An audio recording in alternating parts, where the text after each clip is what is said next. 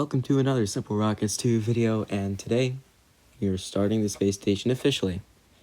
Well, technically, the start of it was those 2 build videos, but now we are launching it into orbit. So this rocket is loosely based on the Falcon 9. It only has 4 engines on the first stage, and stage recovery is not propulsive landing. That's pretty sad, but I'm just not good enough to do that. Although, if you did watch one of the previous videos, you would have known that I did land a booster propulsively, and it was only a test flight, not a real flight. Yeah, we are starting the gravity turn now, and just closely watching the apoapsis meter down there at the bottom until we get to about 100-ish kilometers. That's just the orbit I like the most, and that's where the space station will be.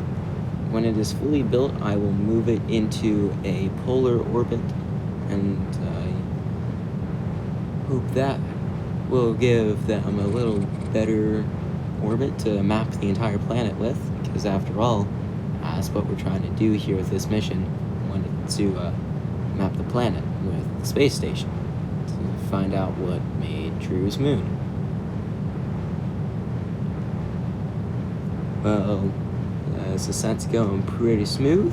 I think sometime soon we should be seeing the stage separation. Yeah, it should be very shortly.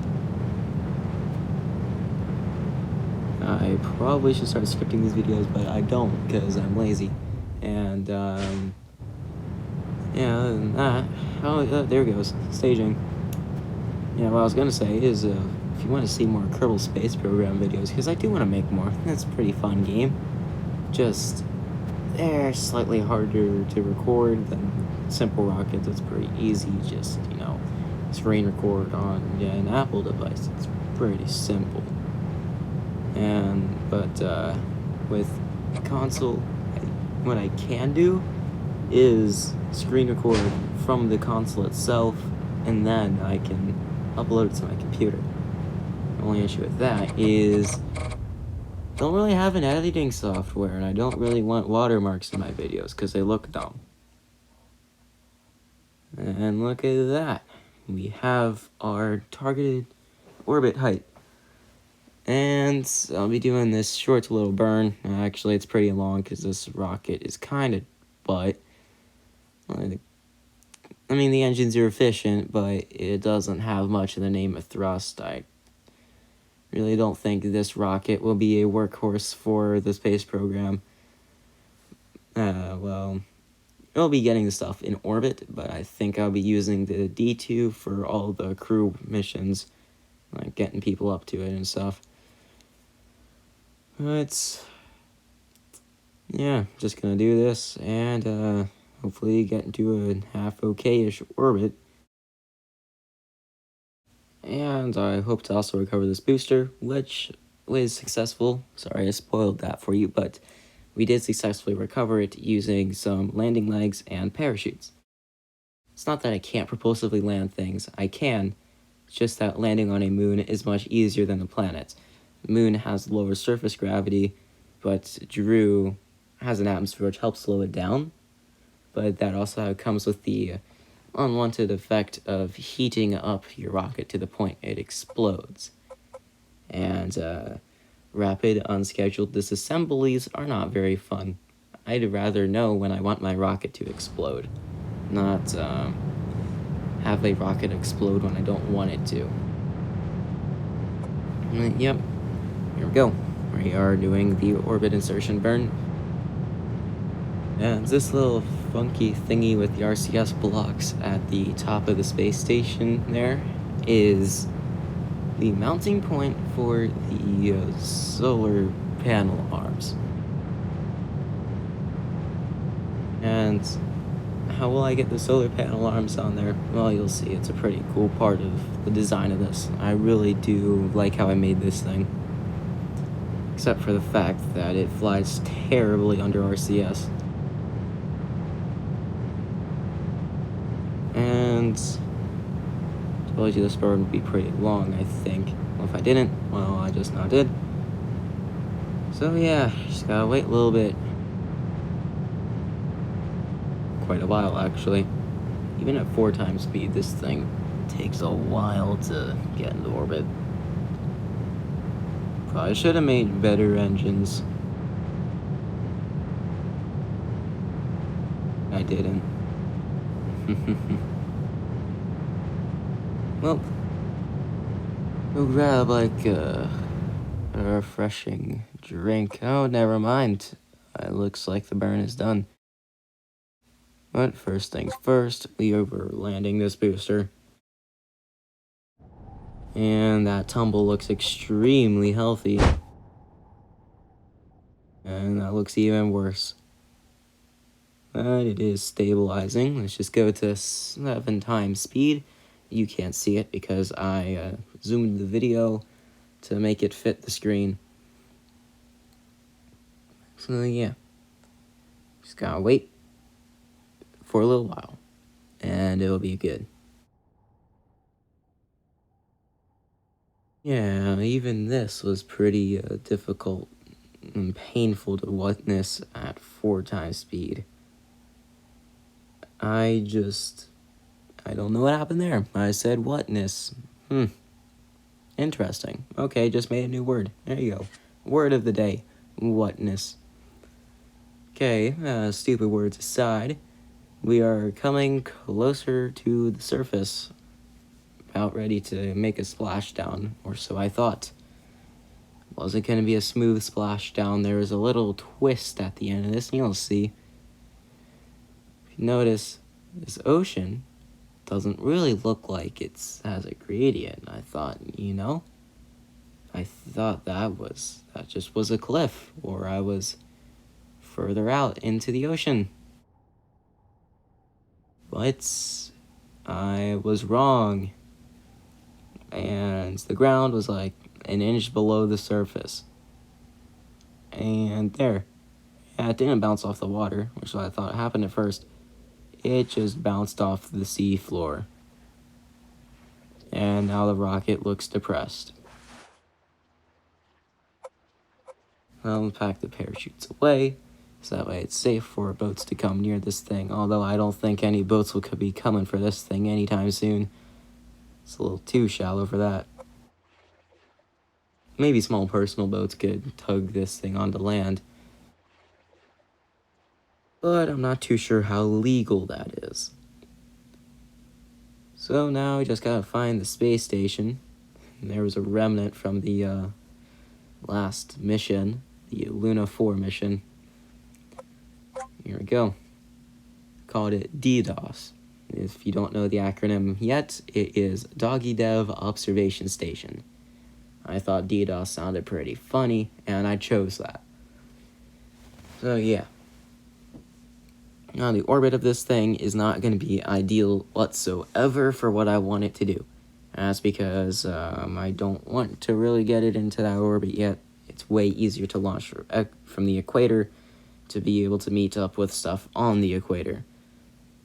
So now, having to pull on NASA every time and having to get your space center right under the inclination of the orbit is very difficult, and it doesn't allow for immediate launching, which I kind of like. And that was a very quick burn. That's done now. Now we'll move on to the next one and circularize.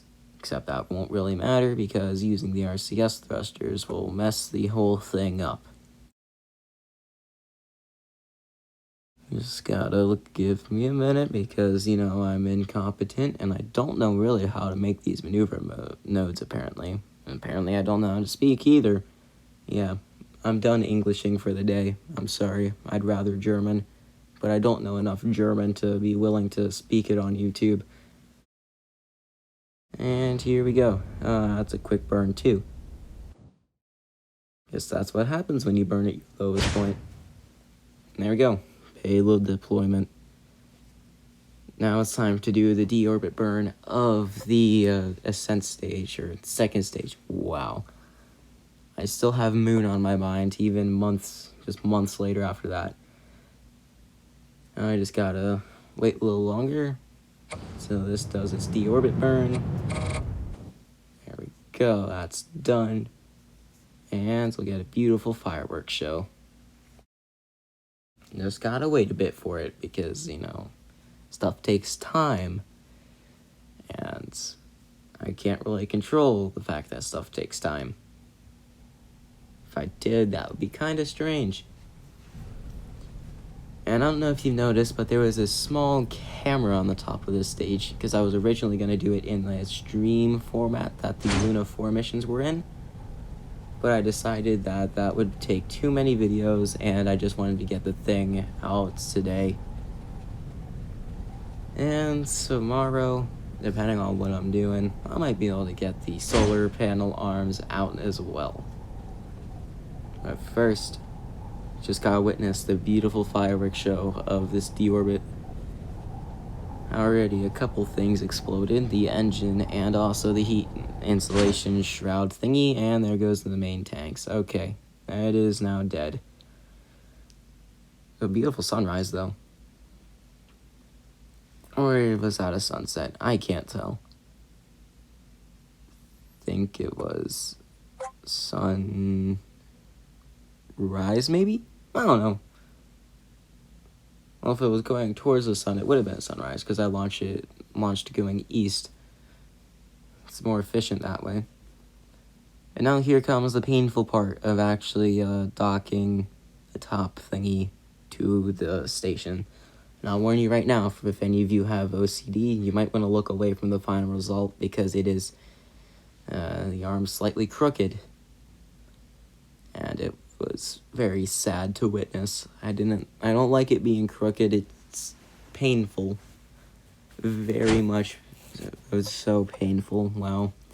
Told you I was done Englishing for the day. Alright. Here we go. Taking it out. This is what I mean by it flies terribly.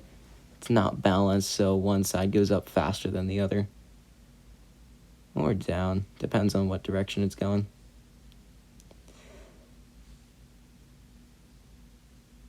And yeah, just gotta wait until I decide that docking is a good idea.